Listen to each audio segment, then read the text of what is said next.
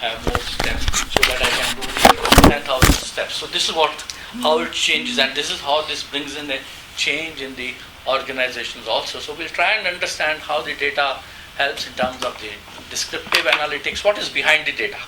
You see, analytics is primarily that how you interpret the data, and what is behind it, and how you make use of it through the descriptive analytics, predictive analytics, and the prescriptive analytics. So I was talking to the vice president of Genpact the other day, which is considered to be the most advanced company. They said that in India or worldwide, we are today only at the descriptive and the predictive analytics stage. We have not yet reached the prescriptive, analytics stage, and that's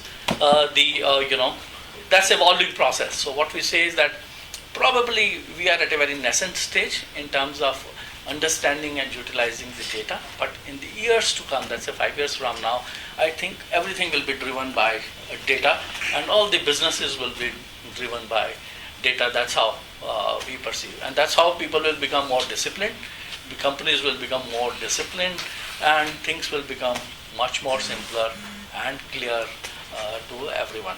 And with this, now I hand over to... So Deepak, I would suggest if you can share the structure of the format of the discussions. Yeah.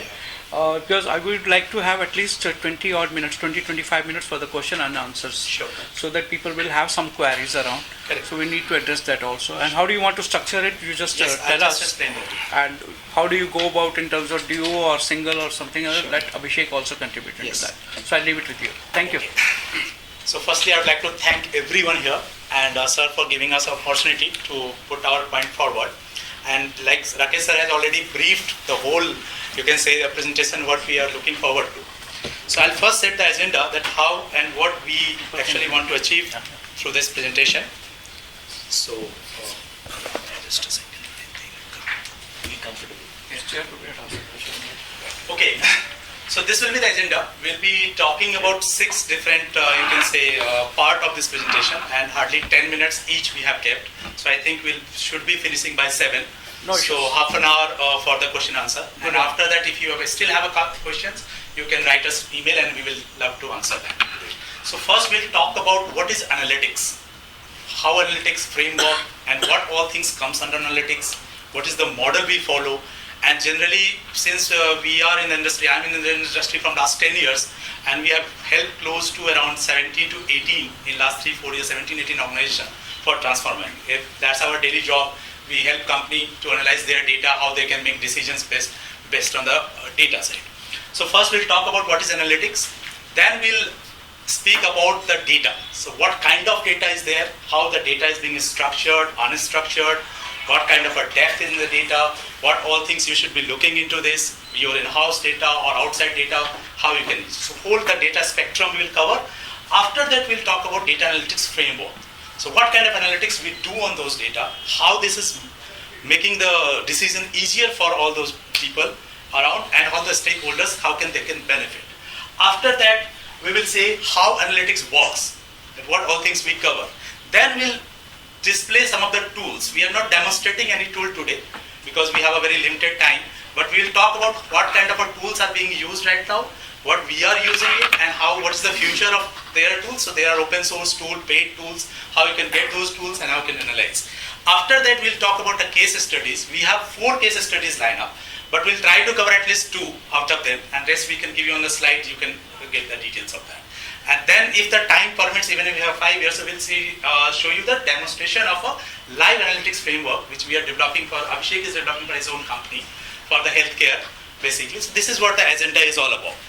So let's start with this. So 2 parts will be covered by me. First, what is analytics part. Then Abhishek will take you through the data framework. And then I will explain that completely framework as well as how the analytics is done, tools and application, and then Abhishek will discuss the case studies. So this will be the agenda. If at any point of time you have any questions, we'll love to answer that, but we'll prefer that if you answer us in the end of this. Okay? So now, what is analytics? Lot of things we talk every day. Every day we talk about data, analytics, big data, machine learning, artificial intelligence, so many things. So like Wikipedia define it, the analytics is a discovery, interpretation and communication of meaningful pattern in the data. So if there is a data, if you are not making anything out of that, it doesn't make any sense. It's just a sitting over there, you are looking into it, but you are not getting any information out of that. Until or unless you find the information, you build a process to get information from the data, it is of no use. And there comes the analytics. So the framework of analytics comprises of so many things. Here we have just put it one of the slide. I don't know whether it is visible or not. So here we talk about stakeholders and users who all are using that particular system. We talk about certain processes. We talk about certain tools. Then also business quality standards. We talk about some technology. Then there is a team and training who process those things. And then in the end, we talk about the insights out of that analytics. So this is what some of the, you can say, factors which actually affect analytics. Now, here are, like Rakesh was mentioning, that there are so many companies, so many, you can say, dimensions of the businesses today actually using analytics. So here we have taken the example of a 10 different type of industry and how analytics is helping them on a broader sense. So I will not cover one by one, but some of the examples, like for a financial services company, all the credit scoring, fraud detection, pricing, or you can say claim analysis, everything is automated nowadays. So for example, if ICPI Lombard has to process somebody's medical claim, there's no person looking into this form. There's an algorithm running behind who just check the parameters and claim is approved.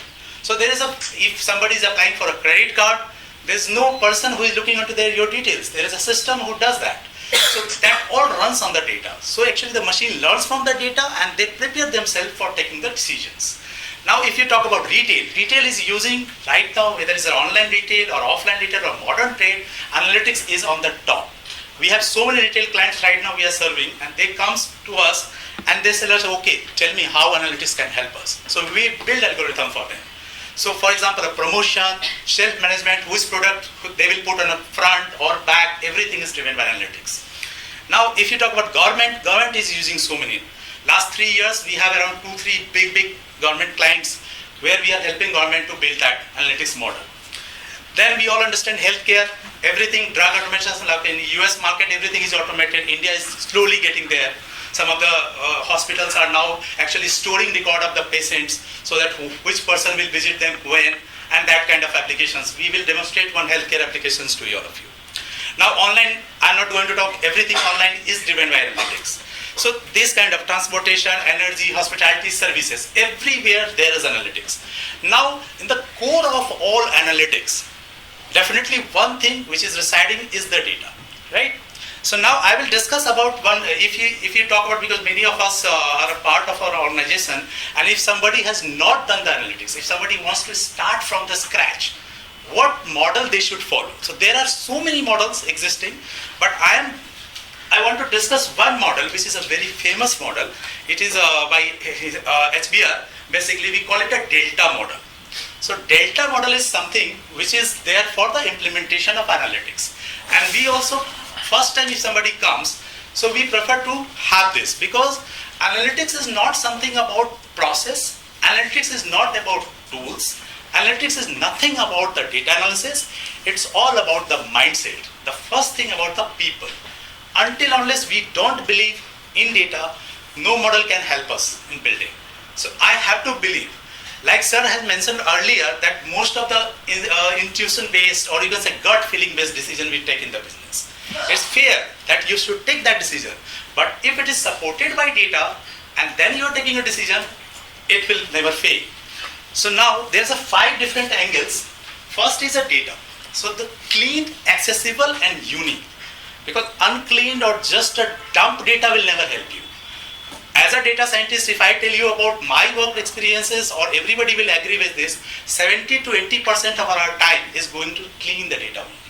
We get the raw data from client, we don't understand, there's no row, there's no column, we just get the dump file and we struggle for them a couple of days. So if you can say project duration is of 1 month, we'll put 20 days out of that to just clean the data.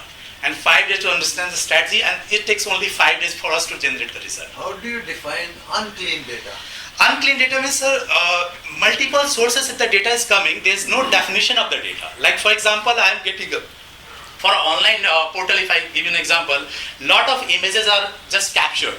Or you can say a lot of videos are being uploaded by people. Audio by upload, unstructured data. Somebody is just entering their details. That is not going in the database. That is coming in the text file, different file. And we don't know how to make sense out of that.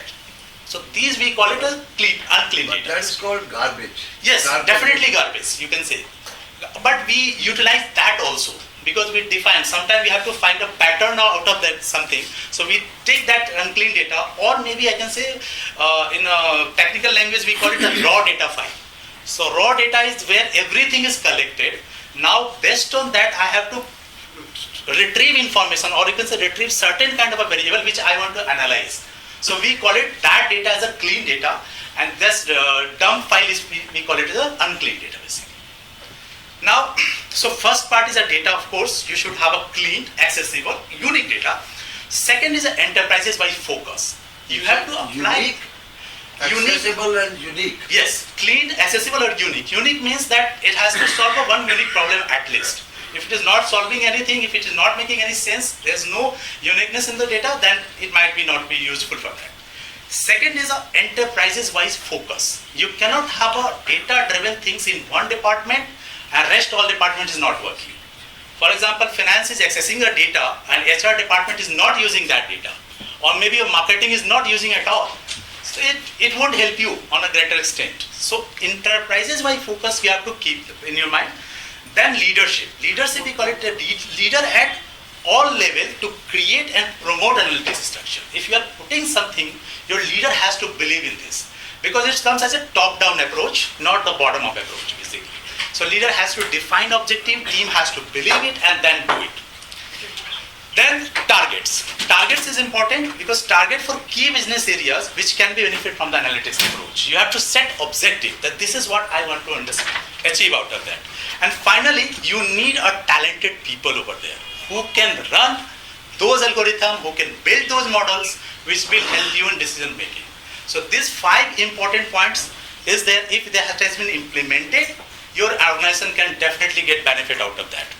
So, for example, I just want to give you an example that there's a company who deals in you can say car dealership. So they are our right now client. So they came up with that they had a data of their 25,000 dealer across India. So they had a data file they collected from all those locations where my dealer is, how many cars that we sell and what is their turnover and etc. That was a dump file they give it to us and they wanted to get some information out of that. Then we ask the counter questions and then we build how your different departments are using.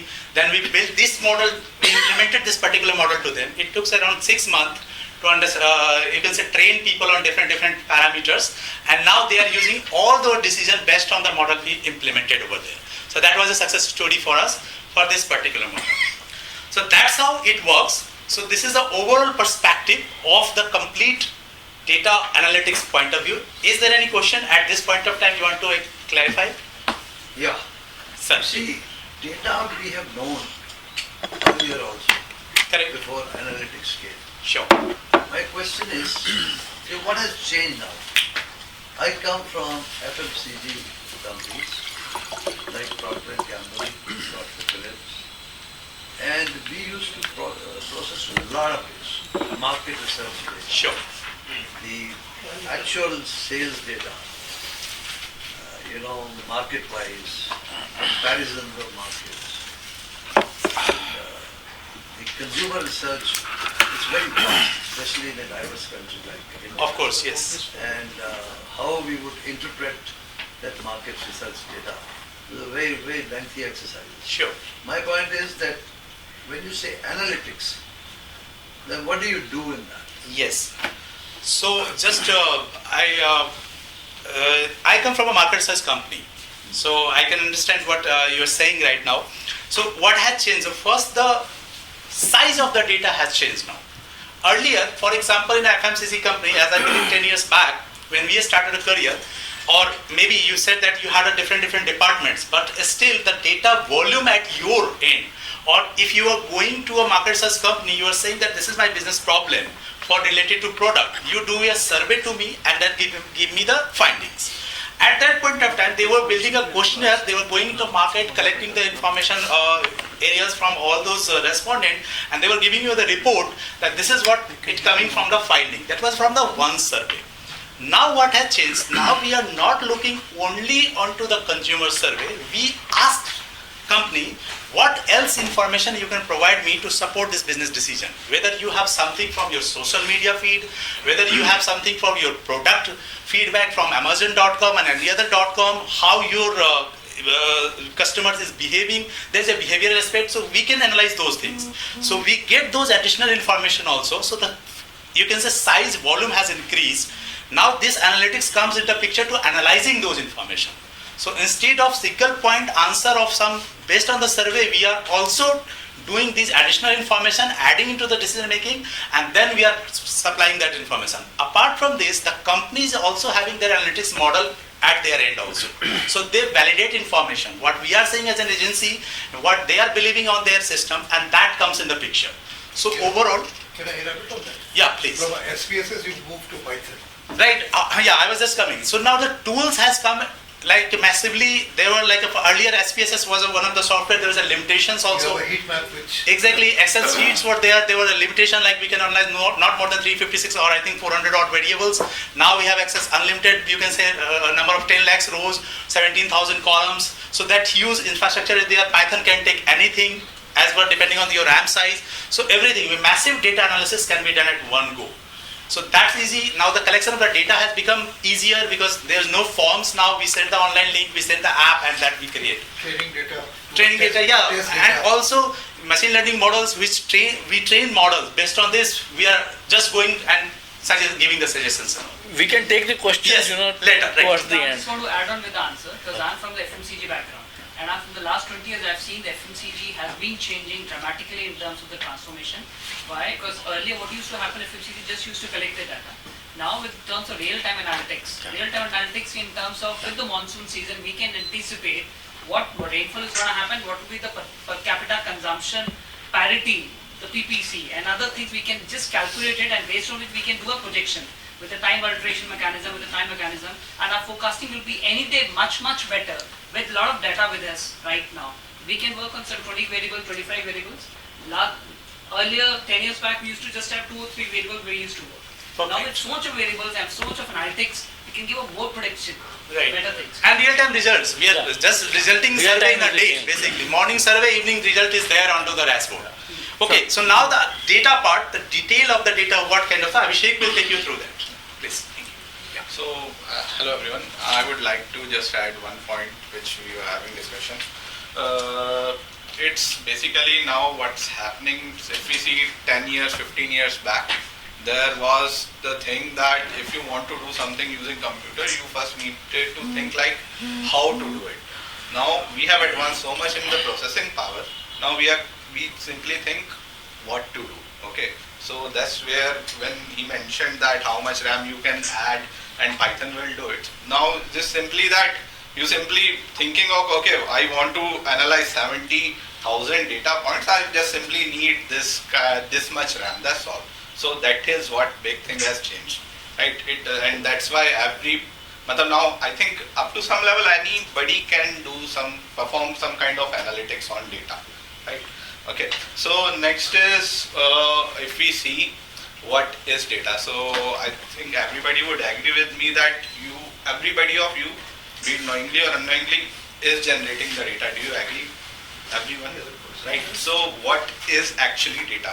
So data could be numbers, data could be symbols, data could be images, anything which can be simply stored by computer or processed by computers. So simply put, what is data? Data is information, and that information can be converted into a digital form, right? So our brain processes the information as it is, but program doesn't.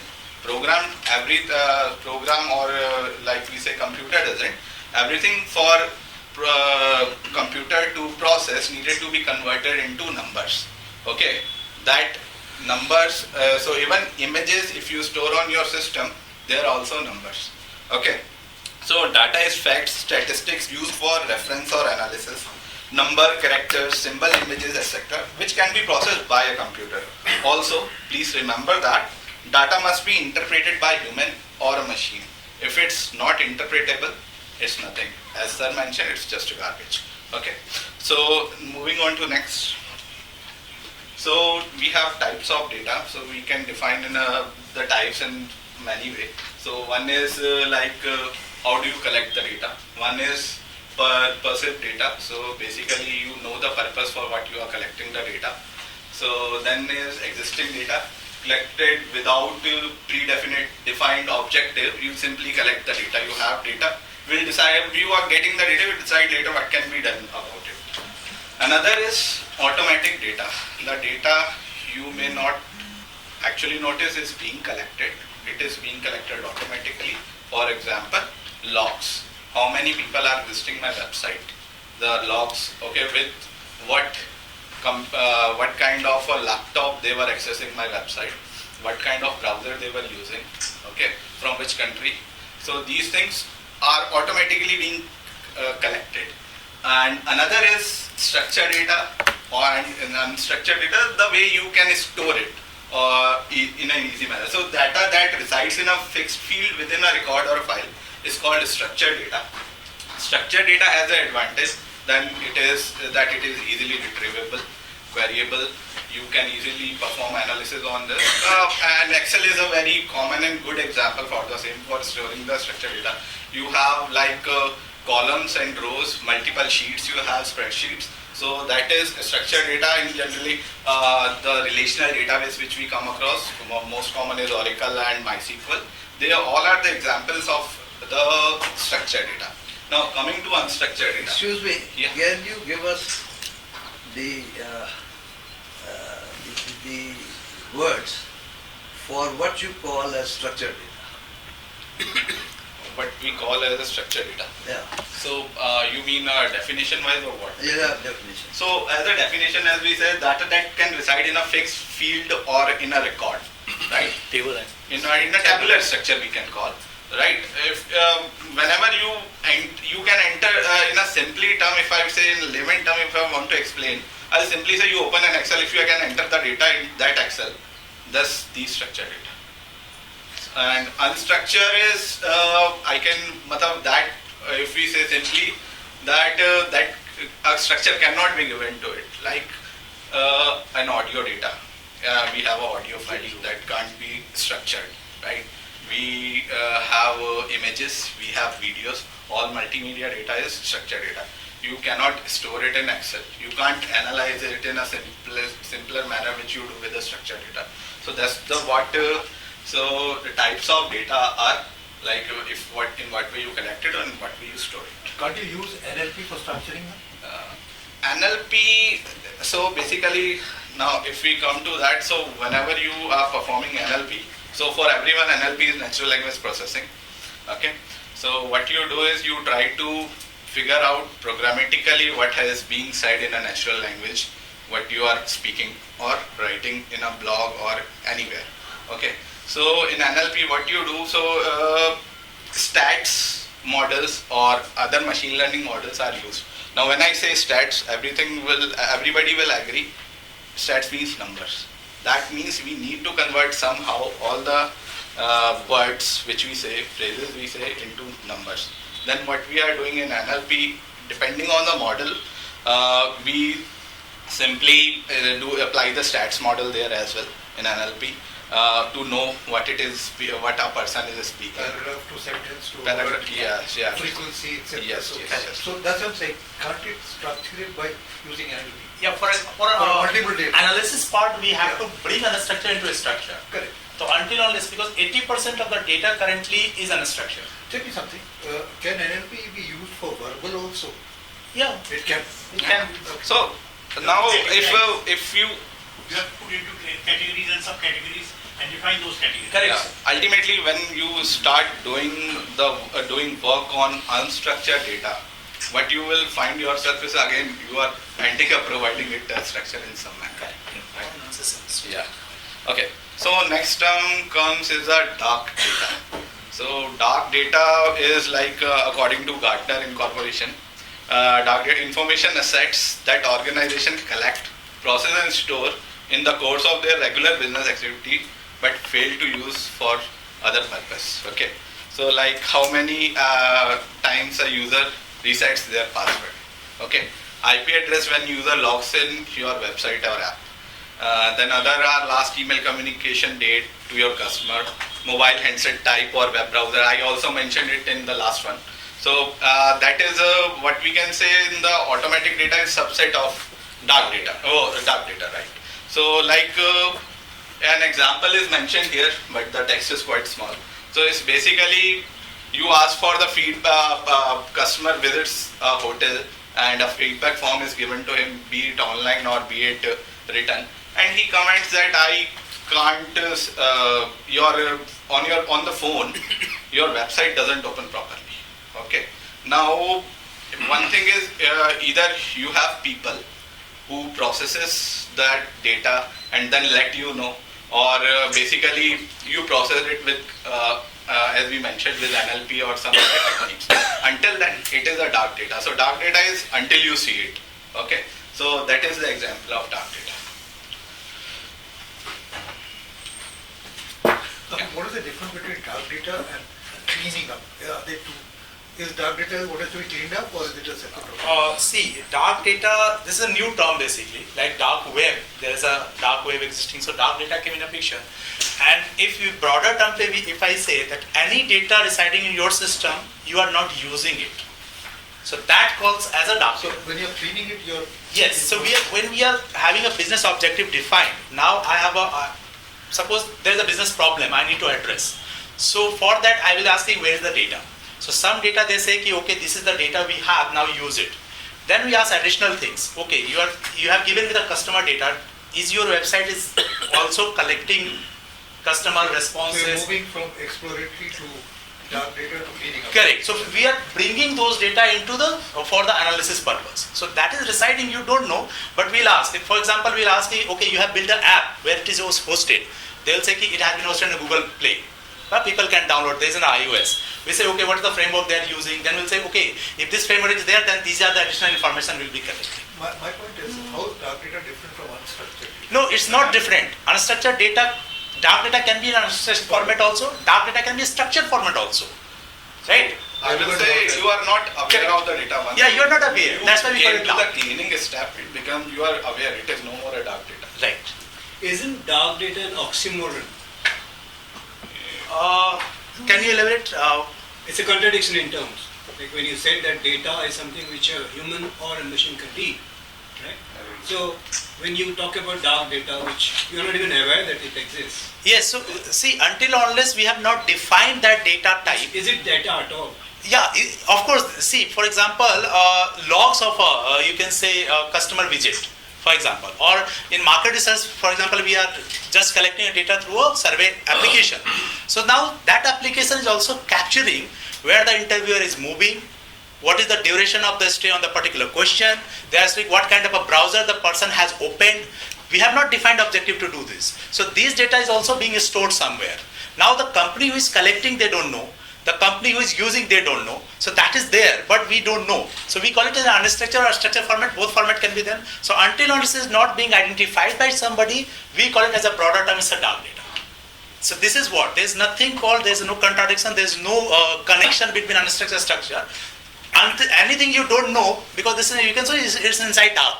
So that data we call it as a dark data. So just a small clarification on what Ajay just said. That means data which is known to somebody and unknown to somebody. For the person who it is unknown to, for him it is a dark data. Yes, definitely. But for the other person it is normal. Yeah, it can be a normal data. For example, I know. Johari window, I know.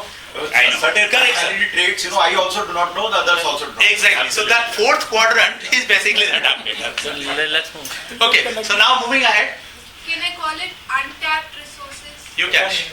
You can. So now analyzing data to identify the business opportunities. This is one, you can say fourth quadrant, you can say graph. And I will just, because it's very small, once you will get the slide, you can read it in detail. So basically 4 points here we are mentioning. So first is a discovery. Then it is insight. Third is a action. Because a data takes you to the information, which becomes an insight for you. You take decision based on that insight, and then it resulting into the outcome. So for example, I have to, you can say, enhance my customer visit to my website. For example, I have a website, e-commerce website. I want many customers to come to this. Right? So what I'll do, I'll just start getting the data about customer, their staying pattern, their buying pattern. For example, an app is there, which product they are searching, where they are moving. For example, I don't have my own app. I have listed my product to Amazon. And now I ask Amazon to give me the map of a person, how they have landed into my product purchasing window. So this information is being collected. Now I want more people to come and buy my product. So there, what we'll do, we'll get that data from Amazon. They will give us a map, the customer journey, that they log into this, they did a Google search, they landed on that particular page. Now we have developed that app in our company also, which captures everything behind. So now there become the first step, the discovery. So first I will find out about my customer, along with their demographic details, what age group, what kind of, which gender he is from, and those information. Then after that, I will find out the insight. So for example, 20 people coming into my site, 10 people went on a product search page. This is an insight for me. Now I will take an insight to this 10 was converted or not. So we'll see the pattern, what competition products they have seen, how they have matched their product, will they search for their pricing strategy or features, what click they made. After that, we'll take an action that, okay, this many people are coming, this many are converting, so let's take the strategy that we should target these people. So that gives an action, and finally our outcome is that we have the enhanced customer experience. Also we ask for the feedback, whether you're liking or not. So this is one of the online domain example. So this is the journey person follow, and we get the information from each of the stages, and that is converting into the business outcome. So this is one of the use cases. So it's always better to start from the outcomes, what you want to achieve, rather than where you are starting. So until you know your destination, then you can do the reverse engineering, what all things we require for this. Can I just interrupt? Yes. See, earlier we used to go through a market research process to identify each of these steps. Right. Are you saying social media is able to give us this without going through the process at all? No, I am not saying that social media is giving you everything what market research used to do it, because still you have the market research already in place. Social media is giving you something. Because what you're tracking is the social media. No, I have just given an example of a social media. If I give the manufacturing industry example, that this model fits out there also. What is the reliability of this information that you get, or the data that you get? Sir, reliability can be a debatable point you made, but still, because there is a verification model. So if the source is reliable, information we treat it as this is reliable. For example, Amazon.com, they post lot many customer reviews. That is surrogacy. Yeah, surrogacy we can say, but still we believe in Amazon, what Amazon is saying, and what their verified user is giving us a feedback. So until of the verification mechanism, we trust Amazon, so we get their feedback. So there are certain sites, like for example, anybody can write anything about us in Google. Nowadays what is happening, that I will not post something, a comment which I don't believe on LinkedIn. For example, because there is a professional association I have with the website, people read it about me, there can be a person, if I can question some product builder, the product builder also can give us a reverse question. So there is an integrity associated. Now social media is open. Whatever I read, that is recorded, that cannot be deleted. Even I delete my post from Twitter, people are still able to find out. So that's why reliability index is there, and customers are conscious about writing something. We don't write anything fake most of the time. Rather, when the physical questionnaires yes, in our MBA days, there were a lot of somebody else is fighting, which everybody was doing. So I think that reliability. Fragile is non-sampling error. Right, But here and we are also talking right now in market research we built it. Giving So now tool is helping us. Reliability is consistency. Consistency in the response. Yes. Or will the same person give same response after 15 days on the same question? See, here you're not controlling the sampling. You're not controlling the sampling. It's But sir, random. my tool is also suggesting me at that point of time, because if they notice, there are tools like which we use, there is a pattern. If there is a pattern, they will flag that, okay, this very person, for example, there is a brand imagery statement we are taking on a 5-pointer scale. Now, if 70 respondent has just coded 55555, system gives us a flag. This is a flag, wrong data, you cannot, there's no, because different interviews is collecting that. How do you relate to the universe to the sample that you're getting? Because this is not something which you're controlling. Right. Whereas the other the physical research that people used to do, they used to understand what the universe is and pick up samples from it using whatever method. Right. So, but Here it's voluntary. and then these days we are setting a quota also. We can discuss that separate of this. We set the quota. We ask system to control that also, because this is algorithm driven, not by the interviewer driven. So it is more reliable basically. Can we proceed? Yeah. So now there's 3-4 points. I will not go into each details. What analytics can do and what analytics can't do. So can do, we all understand that better strategy can do. What it can't do, there are certain points I have put it here that it cannot do. Like it cannot prevent changing market, you can say, conditions. Analytics can help you to understand the market condition. Analytics cannot stop something happening. If something has to happen with your brand, it will tell you that it will happen, but it will never stop you. Then also, it won't make you a superstar in a day. If you are implement and your product is high level, not possible. And it cannot be built in a day. That if I thought today and I start implementing, it won't give me anything. It's like a mutual fund, it will take time. So that kind of things. And the only thing you need to make decision. That is also something which is very curious. So only best analytics, if you say that I will take decision, it will be good. That is also, there is a caveat into this. So there is an expertise, there is your area of experience, there is your knowledge, that comes top of this. So data can talk something, but since data is also collected from human, there's data is collected by machine, so still your own experience, definitely the subject matter expertise matter the most. So that is why we will not be able to replace all the systems through the models, through the tools, still we need expert. So in this also, in the current firms also, we have a 20 years experience people sitting in my company, and I am as a 4-5 years of a data science experience, and my executive was a 2-3 experience. Whenever he generates some report, that person has to review it. So we definitely take the expert opinion. And for example, we are doing for a healthcare project, we don't have anybody, so we hire a consultant outside who gives us his norms that yeah, whatever you are saying, whatever your data is saying is correct or not.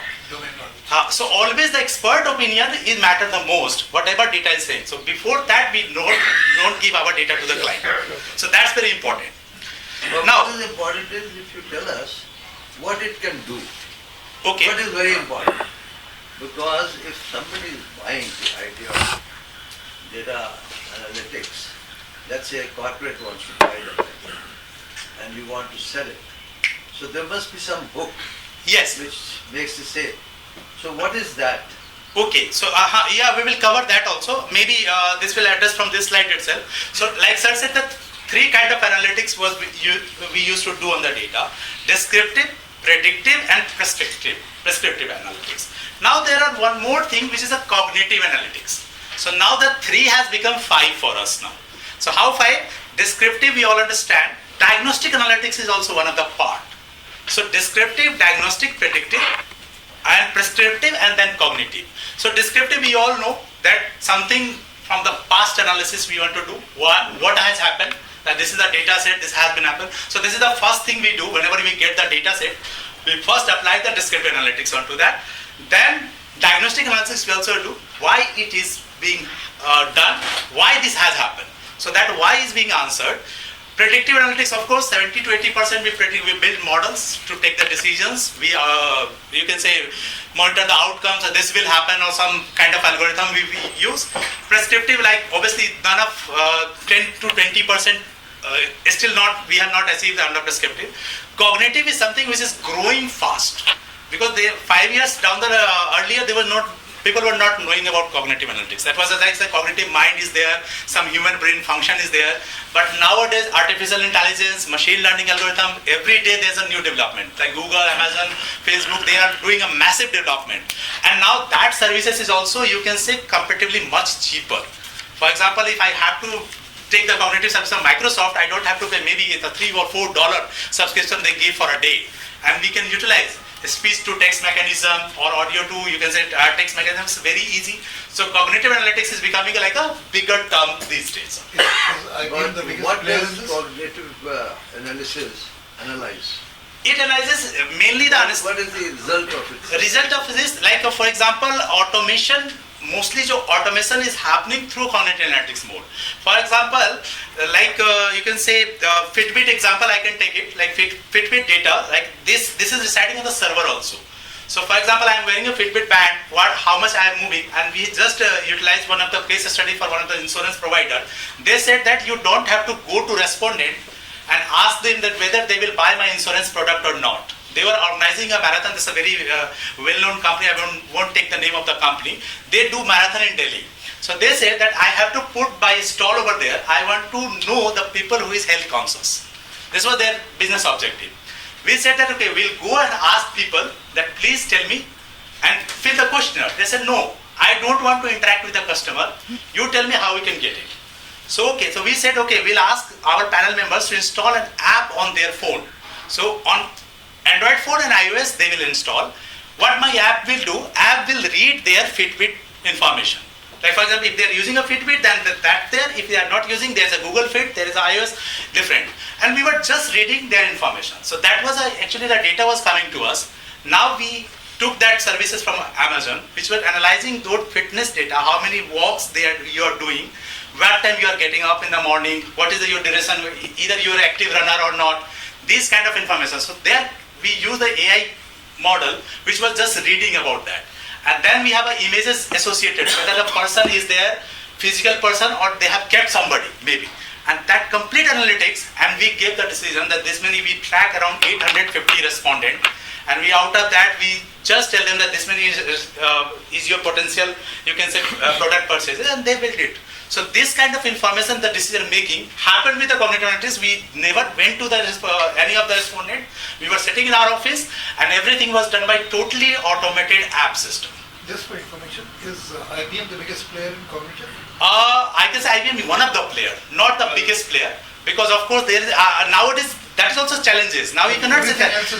Exactly. So some company like Amazon has a beautiful product. Bite me. You can say competing with IBM at certain models, and certain times even Facebook has done better job than Amazon also. So is it okay? Like cognitive solutions, I give them one example. Okay, so now this is what we have already discussed, that descriptive, diagnostic, predictive, what it does, prescriptive and cognitive computing. I'm not going into that detail. Now I would like to just explain one of the things, that there are 3-4 different terminology, and there is a difference into this. So if you talk about business intelligence, there is a slight difference in what analytics does, what business intelligence does, and then there is like a predictive analytics, or you can say machine learning or deep learning. There's a certain, you can say, thin line between them, and there can be a overlapping also. So this is a data science spectrum which we use, and definitely whatever analytics concept we have discussed, that has been brief here into the graphical format, that what is the steps we follow. Now, tools. This is a very important. So most of us will be knowing that what all things we do. Like sometimes people say, what analytics you will do with my data? Or there is a process. So we tackle what kind of answer we are looking for, then we decide the analytics techniques. For example, somebody comes, they just ask me to do the segmentation. So I might just do a cluster analysis and I can tell them. Definitely some more analytics is needed before that. So these are some of the techniques which we generally use in our organization. The correlation analysis, cluster analysis, factor analysis, regression. These are all the stats, basic stats or advanced stats concept. So these are all those analytics kind of things we do. Now I will touch upon the tools, because there are 3 types of, you can say, mechanism based on the volume, variety and velocity. So if your volume is there, then we have these tools. Microsoft Excel, of course, Access, SQL, Hadoop and Hive.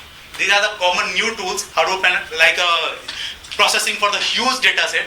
Definitely it is not easy to implement these infrastructure immediately. Like big data infrastructure will need a lot of investment. You cannot have just one server and implement the Hadoop and then next day. The first thing is that you require that kind of a data set, because Hadoop can process, or you can say, millions or billions of record. So if you have a smaller data set, you might do that analysis using Excel itself. For example, your customer database is maybe around, you can say 5 lakhs, even Excel can handle it. So that kind of analytics. Also, if you have a structure or already built some platform, then you have this backend application like SQL, MySQL, Oracle, SQLite. These are the, you can say, variety of the data these tools can handle.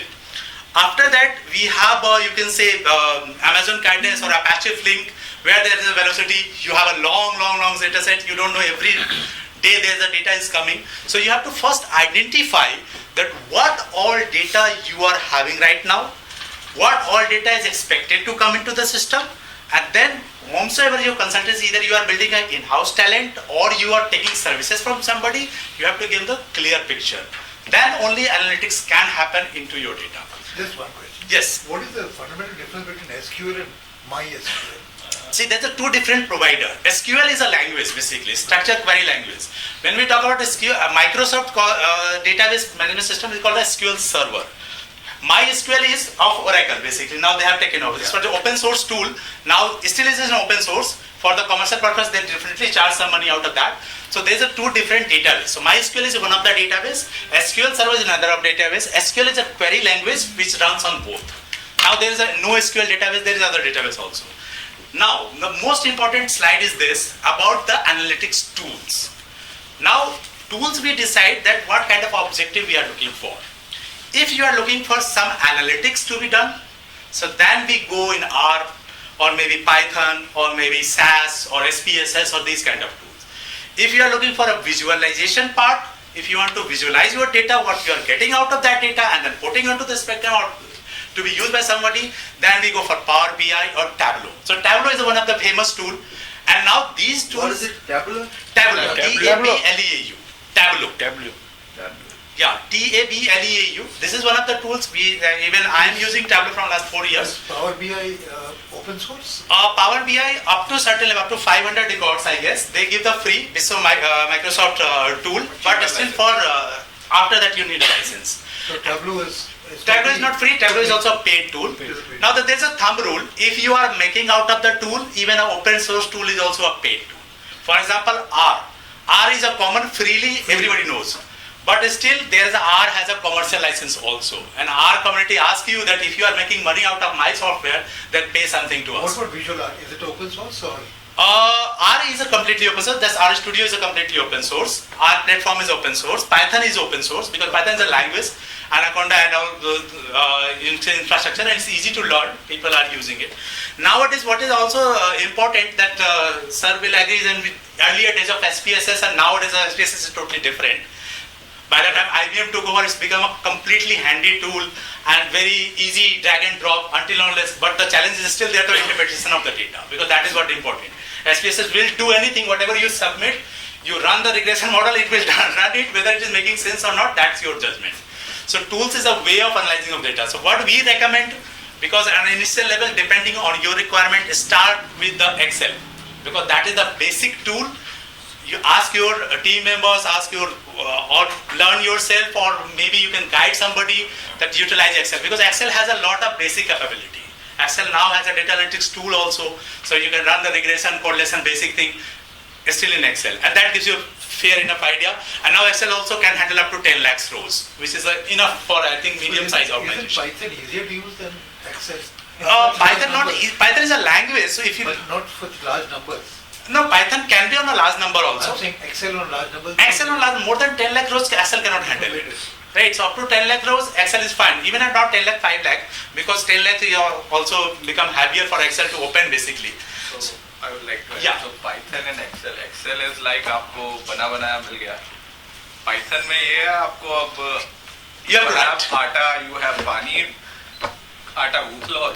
It's like that. उसको लेके आप yeah, you can create anything out of it. Jupyter में डाल सकते. Yes, Jupyter में आप Jupyter is another tool like you have मतलब you have a text editor, right? So you write something there or word processor like Microsoft Word, you make the documents there. Jupyter is something, a tool to run Python easily on the browser. That's all the Jupyter is. उससे heat map भी बना सकते हो आप. Yes, everything. Whichever tool you use, interpretation has to be done by you only. Definitely. So tools will give you the output. Tools will recommend you, first level tools will recommend you whether it is correct or not, that your knowledge comes there. Now for example, SPSS can do anything. There are tools which will say you, it will throw an error. Okay, you are just taking categorical variable where it is required numerical variable. That will say, but still if you click yes, it will do the analysis. Like for example, I can give you a small example that one of the projects, there was a data for gender and that the mean score was calculated. So 1.5 because 1 for male, 2 for female. So the mean score calculated 1.5 based on the data. So that's there, but that doesn't make any sense. Right, for example, so these kind of things happen. That's why we need a person who understands analytics and who can interpret that result. But with more machine learning, I think Yes, these things yes. will be sorted out. Now we have built one of the product basically where now the questionnaire making, sir, you will amaze, now the machine is making the questionnaire. Yes. For the product test questionnaire, we use it, like for example, we know product rotation, how many products are being placed. If we pass into our model 10 or 15 questionnaire, 16th questionnaire, it is made by 90% accuracy, they made the questionnaire of that. Using AI. Not AI, not on the higher level, just a machine learning algorithm. So because I have just said Q1, it will do Machine learning is only a subset of AI. Exactly.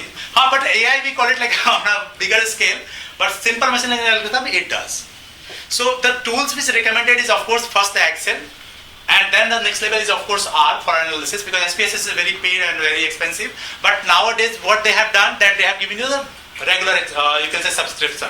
So earlier SPSS used to be purchased like throughout for the life. Now they give a monthly subscription also. So you pay 12,000 rupees and you get the monthly subscription. Tableau also came last year.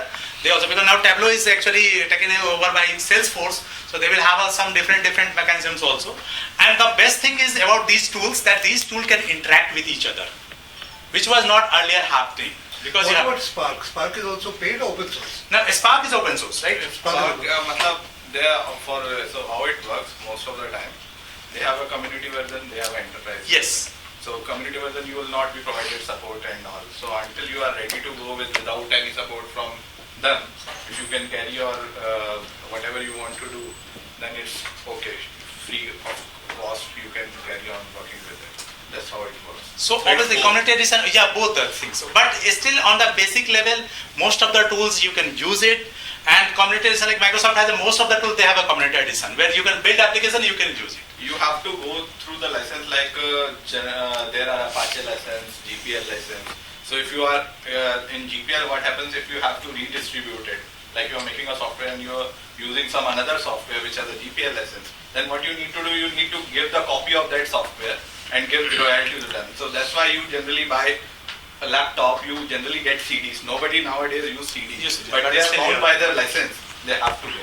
So it depends on the licensing they are. Okay, so we have 15 minutes left.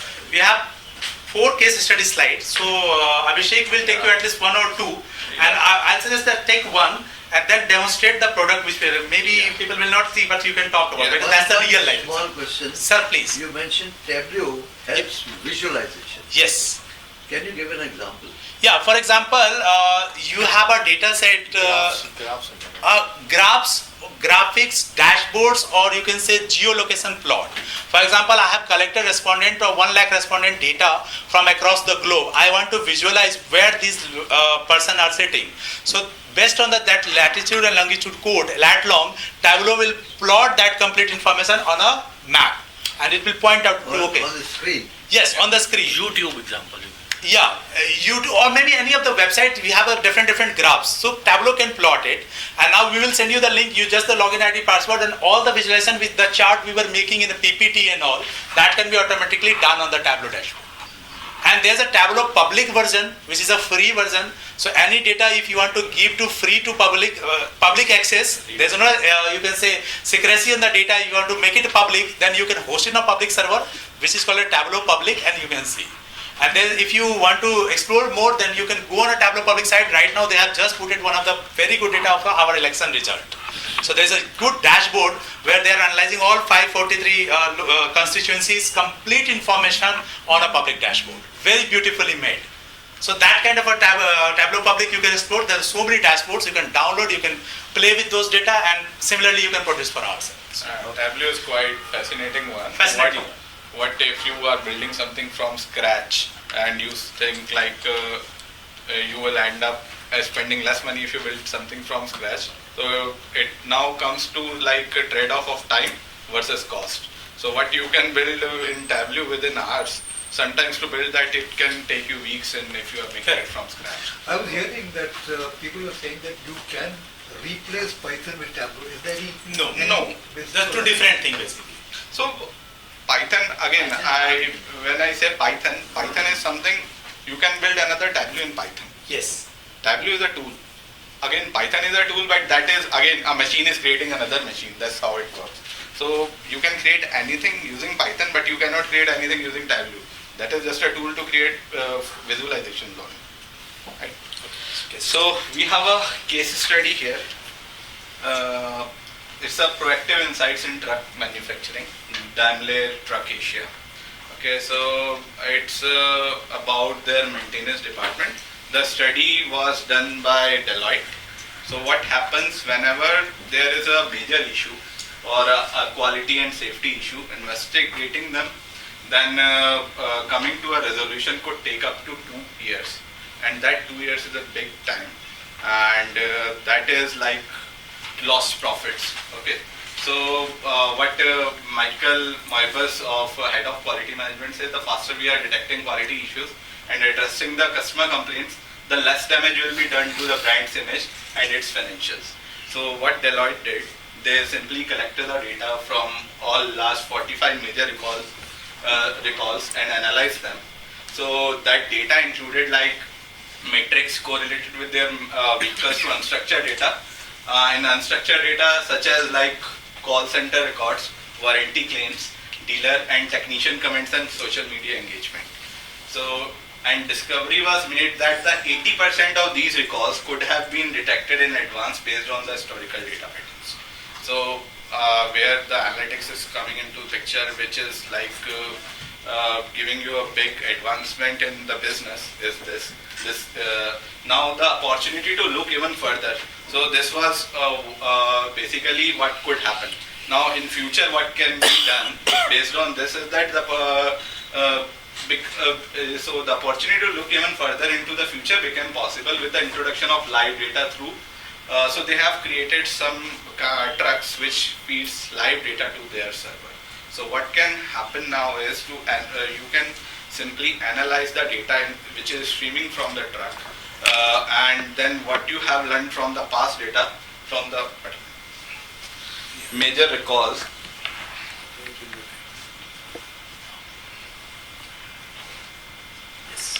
What you can do is simply predict what could go wrong. So as a truck is driving, geographical data and the data from vehicle system like oil pressure, coolant temperature and battery voltage is combined with historical data, providing the Daimler truck with the insight to see overall health situation of the truck. Okay, so what is there? That what impact did it have? The proactive sensing basically project is expected to save $8 million in during the first 24 months when they did. And so refinement of insights from IoT. IoT is the Internet of Things. The example could be like one Fitbit is also one kind of example of IoT. Is basically all the devices are connected together and they are talking. Okay. So what it does is it gave you 6 to 12 months of the future view of what could be possibly wrong, where you may need to recall your trucks if there could be a problem in future. And DTA avoided thousands of trucks from being produced with a faulty part. So that is what our proactive insights did. Then we have another case study. I'll just take 1 minute. So there is a software called Cornerstone which helps you assess and understand employees and candidates by crunching 500 million data points on everything from gas prices, unemployment rates and media use.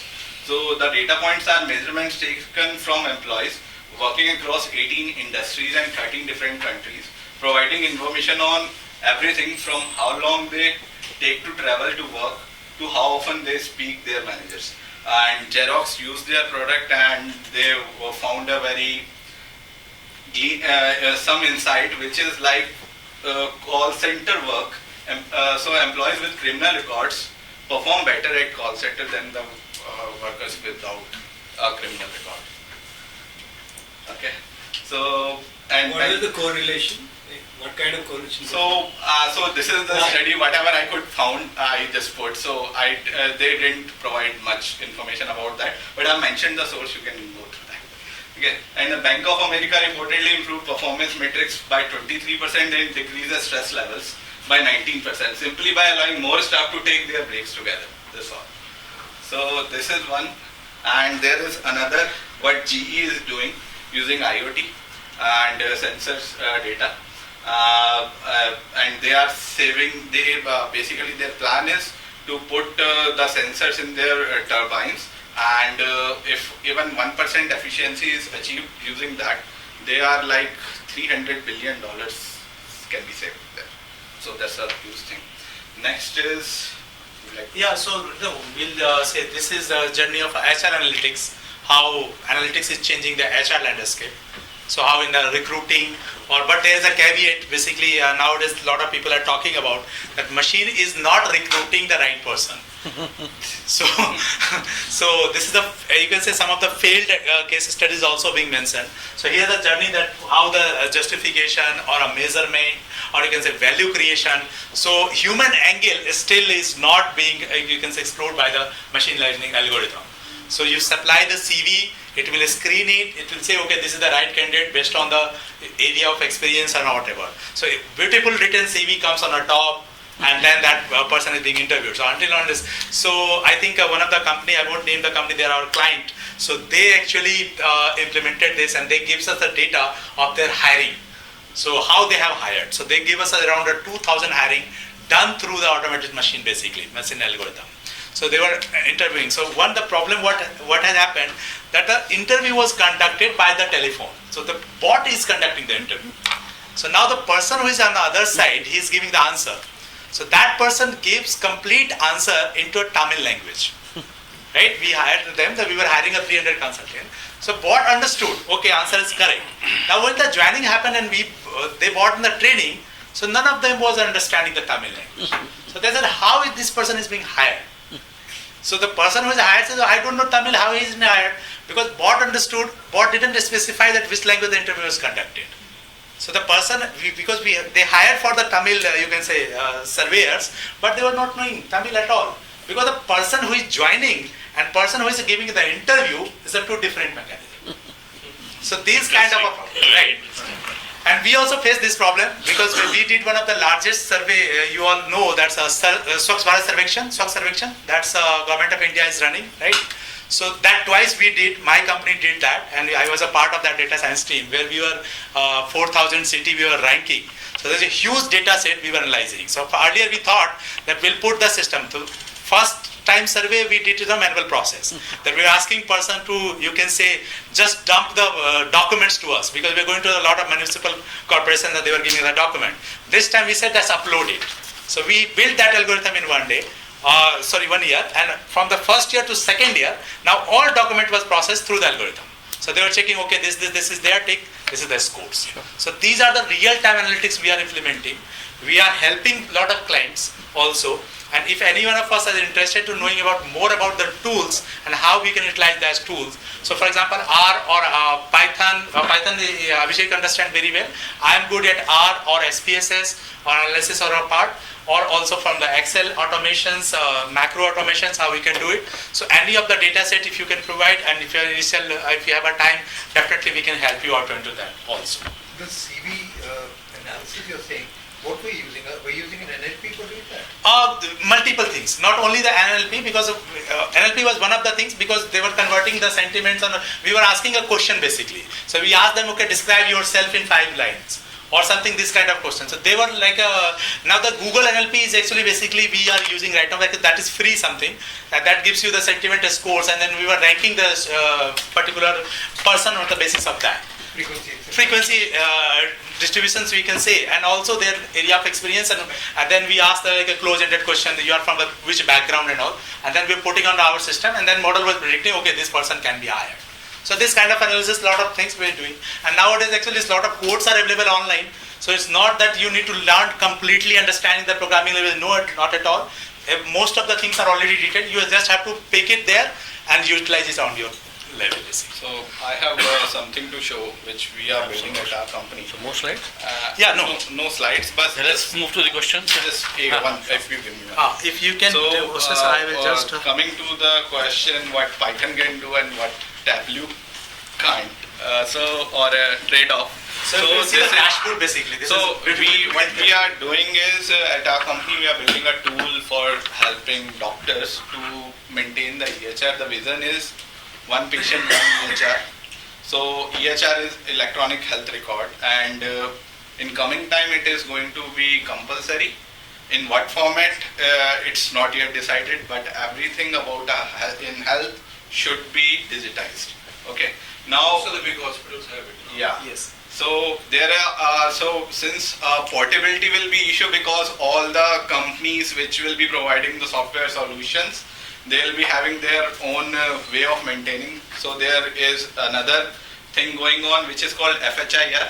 I'll not go to the full form because I'm right now not aware, but that is portable. You should create a portable electronic health record. So it's basically It's a standard. it should become standard, and it's what we call a protocol. Electronic health record should be like that. Okay. If it is on the cloud, then portability is not used. Sorry. If it is on the cloud, your data is on the cloud. Right. Portability is not an issue. You can access through any device. No, you can access, but device should understand.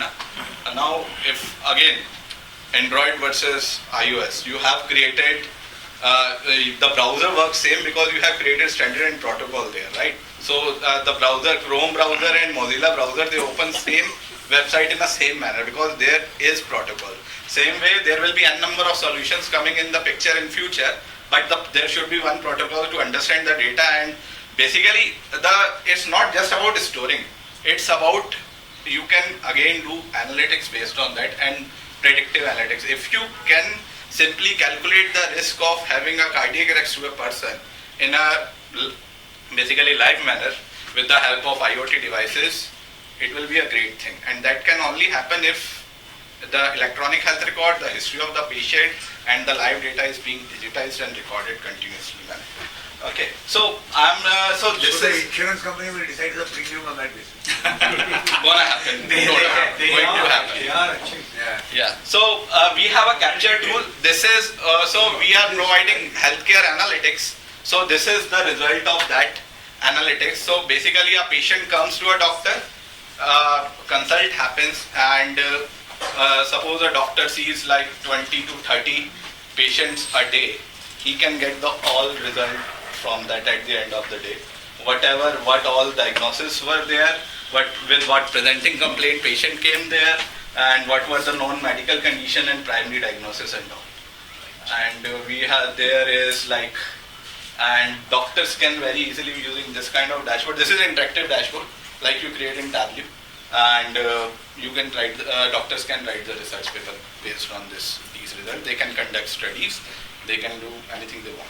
And there is a 60% of change in the first diagnosis and the subsequent diagnosis. Yeah. It will be like it's right now for overall patient stats. What will happen is there will be a single patient stats dashboard as well.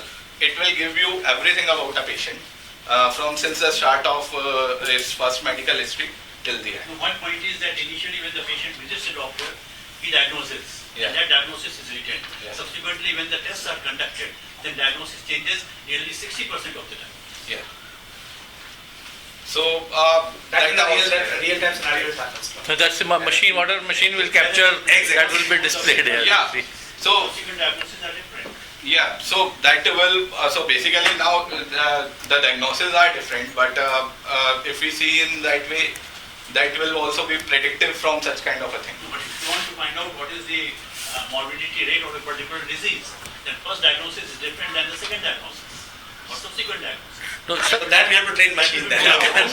machine will pick up whatever the data it has. If Right. the data is the real time, machine will show the real time. You see. Because I read somewhere, the critique of Machine won't create anything on its own, you know. They said that quantitative researchers produce zero information, even if it is multiplied by 1 lakh, product will be zero. Absolutely. Yeah, right. But you are asking a person has started his car and you are asking, sir, fill this questionnaire, yes, no, or liquor type or something like that. What information does it give? Yeah. Let's have some question. Okay, answers. so thank you so much for Yeah, attending. great. Now we'll love to answer a question. Yeah. Please. One question which I have, which may sound a little stupid, but let me No, try to understand. What I understood, I may be wrong in it, that with Spark, it is difficult to operate on a Windows. Linux is much easier to operate. Is that correct? So basically, if you see what is happening now, people don't believe in like enterprise softwares in a big number. Though their enterprise softwares are being used, Windows is a closed source. Okay, Linux is open source. Anybody can go and collaborate there to develop anything. Okay, so what happens? Spark is ultimately created by some community, which are also selling it as an enterprise software.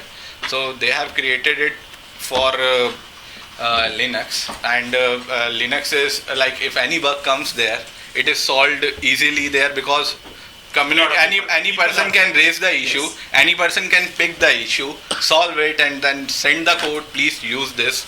So what they do, they patch it. So that's why whenever a software is coming from a community, they believe it should be usable by community, not like Windows closed sourcing where you have the licensing cost and everything. And then Microsoft, you have to wait for Microsoft to respond to you. So you got to get those clearances. Correct. Yeah, but for understanding working prospect, if you ask, Windows is easier, of course, because every day it's a home PC basically. What we normally use. And Linux, you have to have expertise on. So Linux is much better now as Yes. it used to be, and if you should go with Ubuntu, it's if you are Completely, I think Windows it's kind of very experience easy. there. What will happen in most of the labs today, they have a combination. Correct. Yeah. Linux and So on a higher server, you can say we also use Linux most of the time when we have to implement a happy. So this thing which I showed, it's running on Linux servers. There is no licensing cost for Linux, so that's why. So let's have some more questions from that side now. Talked unstructured data, basically meaning qualitative data. Qualitative data is one of them, because if you talk about qualitative data, most of the time it comes in the format of you can say recordings, like a transcribed focus group discussion that has been recorded. So we are not saying that qualitative data, we are saying if it is audio format, video format, image format, any kind of the sensor data or anything which we are not directly able to interpret. Facebook data. Yes, if you just directly see and we cannot make any sense of that, we call it as unstructured. Yeah, yes, yeah, Ullas. What is the duration of a typical project and what is the range and what is the typical team size? Okay, so if I say about the typical data science project, which we call it analytics implementation, first it depends on what kind of objective we are looking for. There's no defined guidelines. We have delivered a project in 15 days also. If it is only one requirement or a smaller data set, we have to analyze and we have given it to the client. And some of the projects are running on a year also, because there's this, you can say time series analysis, we are doing a trending data of past historical data we are analyzing, we are waiting for the data to come. For example, they are launching 1 year, 2 years also. For a smaller team size, like my team size has 7 people report to me. So I put like 2 or 3 people for normally for analytics, because I want senior people to define the objective and other people to execute that. So for example, one developer, one analyst will be sufficient for doing the basic analysis. If it is a larger site, then we divide projects into parts. And this model will be handled by this person, this model will be this person. This way we work basically. Let's have Vikas. Yeah. Vikas. Yeah. Okay, thank you, Rakesh. So Deepak and Abhishek, first of all, great job in covering the content with a great depth and breadth in that 1 hour. So I must appreciate that. As I'm also working in artificial intelligence, it is changing various fields. So it is enabling analytics function, but what is the threat that you see? Because artificial intelligence is also creating threat in all the industries for some particular functions. Particularly in business analytics, where do you see the threat of artificial intelligence? See, if I might not be able to completely focus on a broader level, but the initial level we are saying that automation is actually giving a threat into the mind of most of the professionals. In our organization, if you say the people understanding, that believing into the system, like for example, there's a 10 developers right now, 10 data analysts they have, and we have automated a couple of processes. So the 3 people now, the job is of 1 people. So the first thing is that mindset, actually the belief in the system is become on the lower side, because I believe that might be I'm doing a job, tomorrow the machine will do it, right? So, and then another thing is that if the threat is created, also the opportunity is also created side by side. So re-skilling of the talent, and not everybody is ready. For example, a person with a 15 years of experience right now, they are not able to learn new language. So the job loss or kind of a fear, that is the biggest threat we are looking for, seeing right now. Alan Musk talks a lot. Yeah, let's have Ajay. Yeah. Ajay, yeah. My Ajay, yeah. question is, how do you do costing for such projects? Like you said, There are some projects which can be done in 15 days time, some can take even a year. Right. Like we do consulting for different organizations. Like suppose I want to suggest a data science project or an analytics project to my client. Yes.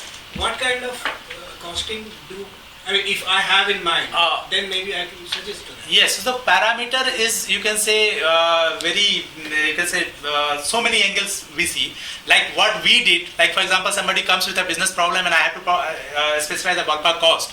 So what all things we'll see, first thing that the tools which we will be using will be our in-house tools or they will provide. Sometimes the data is residing on their tools. They gives us a window to access those data and do the analysis. Second is what kind of a talent set I am putting and how many hours I am expecting that project on a level. Right? So for example, I am putting a developer whose salary is probably 12 lakhs or 15 lakhs per annum, and now he's been putting like a mandate cost which we have or the organization structure. So that is comes first in the picture, that how many people will be working, because complexity of the project, the knowledge level is nowhere. For example, a cluster analysis won't cost certain thousand, a factor analysis won't cost 5,000. There's nothing kind of this. A person who is capable enough to handle that kind of information, what is their time cost? So time cost plus the tools which we are using, and then our gross margin, basically how much we are putting. So these three factors gives us a ballpark cost. And then because of hostage, sometimes the data we bring in our system. So what is the hosting cost? Whether we are residing the data on our cloud, what is I am paying to Amazon, these all factors we could consider, and then we do the costing. So sometimes a bigger cost also, sometimes a low, and then multiple professionals. For example, I have to hire some consultant from outside to make that interpretation. So their cost also comes in the picture. So big and small, what was the number like? If you could give some idea. Minimum project cost, if I say the data science, maybe it can cost you even 2 lakhs rupees also. Sometimes an analysis with a simple analysis, and you can say a weak job kind of this kind volume of work. Volume of work. Is there any tool to evaluate what is the right cost? No, there's no tools. The tools can optimize the cost. Like we have the automation tool built in Excel where we just put it like this many. Microsoft will close down next day. And we click, then this says, oh, this is the ideal cost. Skill cost and manner cost. Yeah. Yes. Any other question? Yeah. Yeah. Let's have. So there's a term called machine learning. So how do you differentiate between analytics and machine learning? Okay. There's nothing called difference. Machine learning is used in analytics basically. So machine learning is using an algorithm basically to train the models to predict something. You can say general term, and that is a part of analytics only. So analytics is the top of that, and this is a whole framework. Machine learning is one of the part of that. Basically. Yeah. Let's have. Two questions. First is there any governing body which has developed over the years, which is actually governing this technology part, or because we have different certifications, right, in different kinds of fields, maybe W or something. This is the first question. Is there any governing body? See, for the data governance, for example, if I talk, if you are like the GDPR policies is there are governing body. For example, in market research, if you say the MRSI is one of the, or SOMR is a standard, we gives us the standard to maintain the data, host the data, what we can share, what we can collect, what we cannot collect. So for the data understanding, there are definitely some government body who is giving us a guideline, because we are abided by that. We cannot ask some personal information, we can relate that personal information. If I am collecting as a market research agency respondent information, we cannot directly share with the client. So there are some, but if you talk, if you speak about that, there is a something guideline, somebody certifying something, I'm not aware of that. Second question is the real-time problem which we face in our daily business life. I have to allocate like certain position on a map. So I need two data. First is the address, and second maybe the particular branch location. For that, if I want to do it through the Tableau, I think, which can locate the locations. So I need to know the longitude and latitude. Correct. Which suppose if there are 256 locations, so individually I have to go particular website wherein I can find this latitude. Lat long, and then. Is there any way on the? I found it myself, but I could not get it. See, there are a couple of providers, because the Tableau also on an India level, if we talk, it cannot populate on a block or taluka, because still they don't have it. Naming up to district level it goes. Now the Tableau goes at district level. Google Map has come up with a new solution that will be, I think, next month they are launching, where they are saying that on the basis of pin code you can plot it. So this is something, because they have mapped those things. If you get the paid services, there's a Lipton software company. Basically, they give us a Google Map subscription. We have just hired them for one of our projects. We have not used them right now. We are in the discussion on the costing part. So they are saying that if you give me the address, their algorithm can map that address with a particular pin code, and that pin code can generate the geolocation. So that kind of thing, GIS map is one of them, but still for the free solution there is nothing. You can check Google as Yes, but Google Map is coming with that because now they have tracked all those addresses, right? Because on the map they are plotting, so now they are giving that facility. So if you pay the subscription fees, they can give you that details completely. I have a little bit of a different dimension of question. Please, sir. We're talking about data confidentiality and secrecy. Specifically, you talked about HR case study. Sure. If you talk about the financial and the marketing part of it, right, as well as the political aspect of it, right, there have been misleading data analytics around the same thing. Globally, people at CEO level have been put behind the cross thing. What do you comment on that? See, sometimes we have done some obligation. For example, we do a lot of political survey. We do one of the survey for India Today, that's in a public domain, Mood of the Nation, that my company does, and I am the part of that data analytics team. So secrecy is concerned. Sometimes I'm not saying that we are tweaking the data, we are not saying that, but sometimes we show what the, you can say, major player, for example, media is showing. So there is definitely a privacy concern. That is concerned. We as an agency, we exactly come forward and we tell that this is what we can collect, this is what we can show. Now it's up to you that what you want to actually process there. So definitely there is a concern about the privacy, but people are ethical, becoming more ethical nowadays because of these policies which came in the market with the Cambridge Analytica or Facebook data sharing or all those things. So we are more conscious about that. So that's in a public domain now. So people will not share anything what they don't want to, because there's a track now. Today we'll share and after a month anybody can verify it. So that is why privacy is a concern. We all are agree with that particular point and we are taking utmost care of that. Yeah, you have a question? You answer. Okay, I have a question then. Well, she has a question there. Oh, yeah, sure. Okay. There's one software called Spotify. Yes. So how is it different from TabView, or has it become redundant, or does it provide some Have you used it? insights? No, we have not used it. Spotify is the legal one that you're talking about. Is the legal which do the drafting. I'm sorry, I'm from the IT data. Yes, we can say that. So I can answer that. Right? It's please. Spotify. They do the data parting, the data thing, and what they believe in terms of the European concept, that's a European concept. That normally you go to a court, you do the affidavit and everything. So Spotify automatically make that draft based on AI language, based on AI. So that's Spotify. And it's going to be a good future in terms of if you invest in that company. There's going to be this one or two companies in the globe now. So just one is this one. That's Spotify. See, my question is that with these changes that are happening now, what kind of a competencies therefore a manager should possess to survive and succeed in the organization? Okay. That's So as per, because we have attended one of the training for our senior managers, I was a part of a technical expert. So I was not a part of our training, but I was a part of our trainer side where we have to specify the demonstration of the tool. So I was there just supporting. So this question came there also because there was a senior manager, all those people who have 15 plus of years of experience, and they are not used to be a programmer. But nowadays everybody comes. Like for example, there are 10 people reporting to a senior manager who is not a Python programmer, but a Python programmer reporting to them. Right? So a lot of new technologies. The first competency is to change the mindset. Maybe many people will not agree because they say they are there. So first the competency is change of mindset. Understanding of the tools is very important. Because you might not be programming, but you should know the capability of a tool. Like for example, I spoke about Tableau. What Tableau, how you can make dashboard in Tableau is the job of a 2 years experience, which is there. You just tell them that I need to build this dashboard with this many parameters, and that person will make it. But unless you don't know the capability of a tool, you cannot, and that is only a theory. So you have to understand the capability of a tool, what a tool does, what is the new development right now happening. So these are technical things, not in the detail of the technology part, but the functional part. So that will help you in the better decision making also, better costing also. And if somebody comes with some problem, then you can say, okay, he's right or not.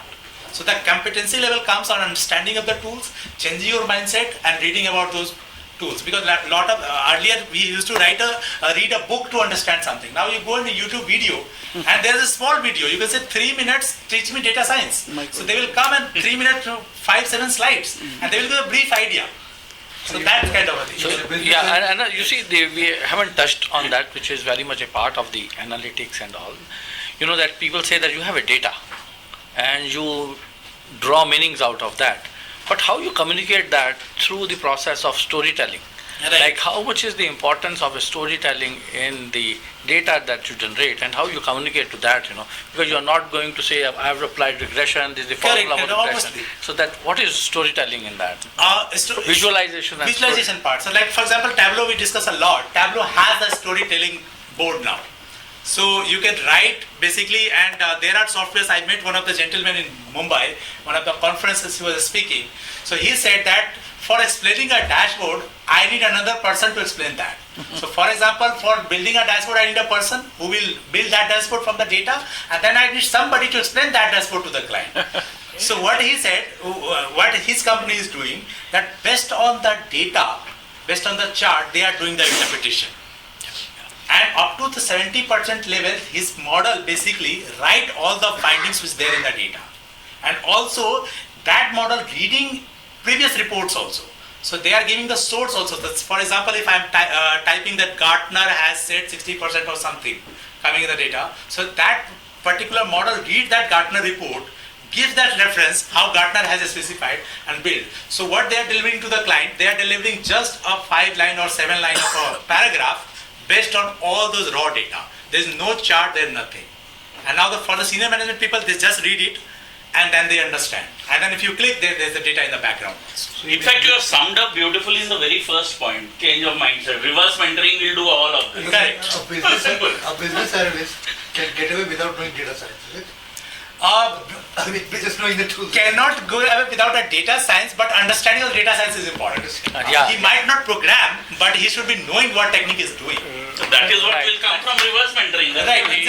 Be prepared to learn from your juniors. That's it. Yeah, very nicely put. And thank you very much, Abhishek and Deepak, for the excellent presentations. And very well, nicely summarized, because ultimately we need to see the impact of it in the organization. So primarily, what kind of a job that will exist in the organizations. I personally feel there will be two set of jobs will exist in the organization. One, people with the data scientists background, which will do the transactional work, and then the people with the business domain knowledge who will really translate the data. So you need to have more translation of the data, because data is only 30%. 70% is the translation of the data.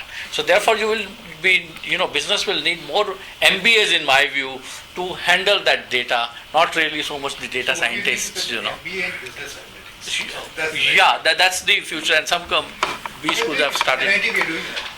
Doing that. But ultimately the business domain is important and data is also important. So it is 30-70%. 70% is business knowledge and 30% is the data knowledge.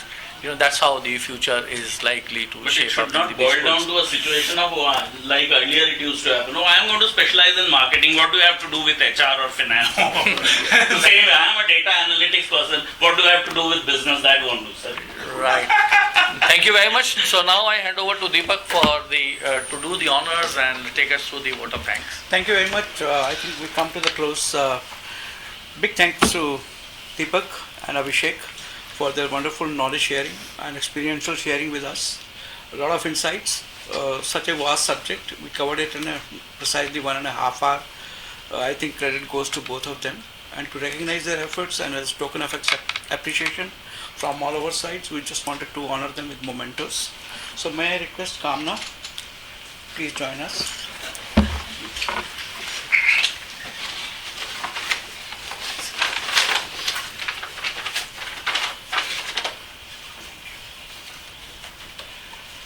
For Deepak.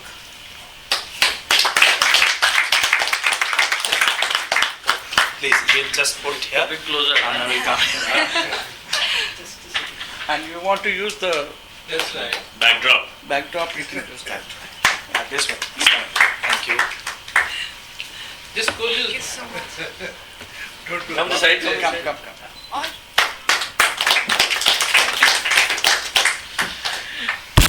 Okay, with this we